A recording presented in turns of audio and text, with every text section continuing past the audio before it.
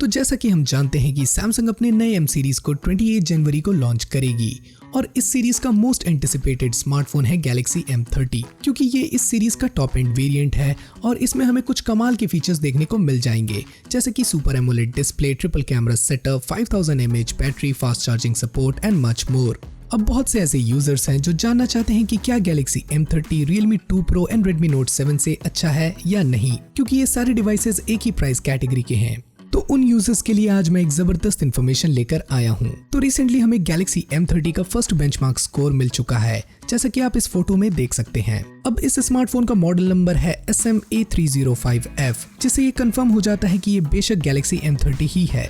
और इस benchmark result में जो प्रोसेसर है वो है एक्सिनोस का 7885 और रैम है 4GB की। तो जैसा कि आप देख सकते हैं कि इसका सिंगल स्कोर है 1321 एंड मल्टी स्कोर है 4142, जो कि काफी अच्छे स्कोर्स हैं। बट क्या ये Realme 2 Pro के स्कोर से बेटर है? तो सीधे शब्दों में नहीं।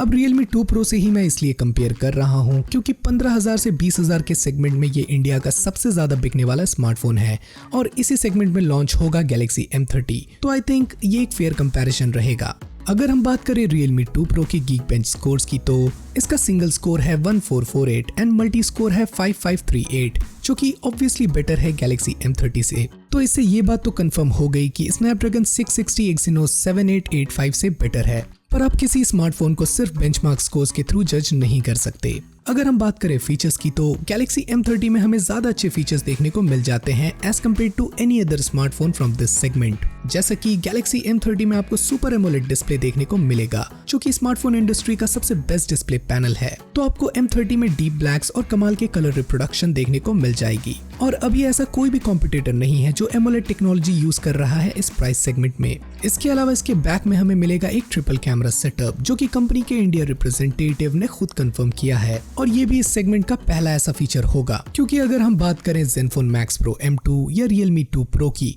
तो इन दोनों स्मार्टफोन्स में हमें डुअल कैमरा सेटअप देखने को मिलता है। तो अब ये देखने वाली बात होगी कि क्या M30 का ट्रिपल कैमरा सेटअप बेटर होगा इन डिवाइसेस से या नहीं।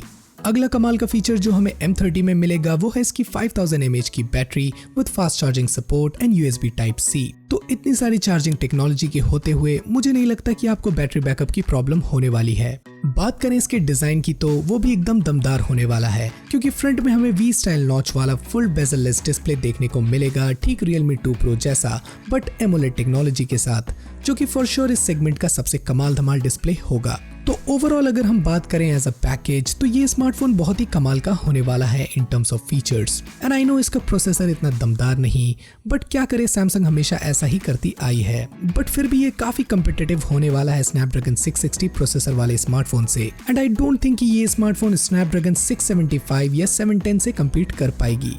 तो यार इस वीडियो के लिए इतना ही। क्या आप लोग एक्साइटेड हो गैलेक्सी M सीरीज के लिए? मुझे कमेंट सेक्शन में जरूर बताना। ऐसे और वीडियोस देखने के लिए चैनल को कर लो सब्सक्राइब और वो बेल आइकन भी दबा देना, ताकि आप फ्यूचर के कोई भी वीडियोस को ना मिस कर पाएं। तो यार मेरा नाम है समीर और मैं मिलता हूँ आप लोगों को अपने अगले वीडियो में।